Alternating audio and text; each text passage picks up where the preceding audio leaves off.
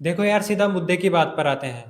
ये तो आप सबको पता है कि अगर हमें वेट गेन करना है तो कैलोरी सरप्लस रहना पड़ेगा। इसका मतलब है कि हमें मेंटेनेंस कैलोरीज से ज्यादा कैलोरीज खानी पड़ेगी और वेट लॉस के लिए हमें कैलोरीज बर्न ज्यादा करनी पड़ेगी। देखो, किसी भी फिटनेस लेवल के टारगेट को अचीव करने के लिए हमें तीन चीजों की जरूरत पड़ती है। पहला है वर्कआउट, दूसरा है डाइट और तीसरा है रिकवरी। पहले हम बात करते हैं वर्कआउट की। देखो, अगर आपके पास जिम के पैसे नहीं है, आपके पास जिम में जाने के लिए जिम की फीस देने के पैसे नहीं है, तो मैंने जो 75 आवर चैलेंज की जर्नी की है, उस जर्नी को देखकर आप जो मैंने एक्सरसाइजेस की है वो आप कर सकते हैं। अब बात आती है वेट गेन की, तो मैंने जितनी एक्सरसाइजेस की है आपको उतनी ही नहीं करनी है, आपको उतना ही वर्कआउट करना है जितना आप कर सकते हो। मेन चीज यहाँ पर आती है कंसिस्टेंसी की। आपको वर्कआउट रोज करना है, चाहे आप 3 किलोमीटर की नॉर्मल वॉकिंग ही क्यों ना कर लो। जिस दिन आपके मसल्स में ज्यादा पेन हो तो उस दिन आप किसी और चीज की एक्सरसाइज कर लो। जैसे अगर कल आपने 3 किलोमीटर की रनिंग करी तो आज आपके पैरों में बहुत ज्यादा दर्द हो रहा होगा, तो आज आप घर पे ही ईंटों से एक्सरसाइज कर सकते हैं। अब दूसरी बात आती है रिकवरी की, और यही इस वीडियो का मेन पॉइंट था। अगर आपका बजट 25 से 30 रुपए पर डे का है तो आपको 500 ग्राम केले रोज खरीदने हैं और 5 रुपए की इलायची और किशमिश, 15 किशमिश रोज भिगो कर रखनी है और उन्हें उठने के बाद, फ्रेश होने के बाद